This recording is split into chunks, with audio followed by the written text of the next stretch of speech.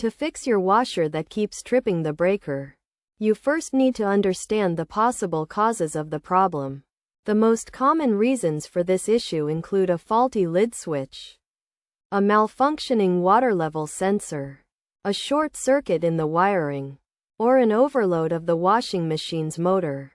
Begin by ensuring the washing machine is properly installed and grounded.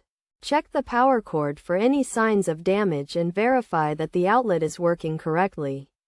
Next, inspect the lid switch, as a faulty switch can prevent the washer from operating and cause it to trip the breaker. If the switch is damaged, consider replacing it.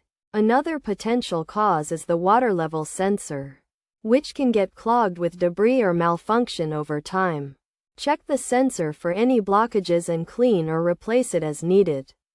Additionally, inspect the washing machine's wiring for any signs of wear or damage, and repair or replace the wires if necessary. It's also essential to check the washing machine's capacity and ensure you're not overloading it. Overloading can put excessive strain on the motor, leading to the breaker tripping. To troubleshoot the issue, start by running a test cycle with a minimal load to see if the problem persists. If the washer still trips the breaker, it's likely a more serious issue that requires professional attention. When troubleshooting, always follow safety precautions to avoid electrical shock or injury.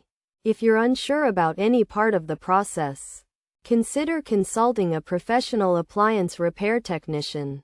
By following these steps and identifying the root cause of the problem, you can fix your washer and prevent it from tripping the breaker in the future.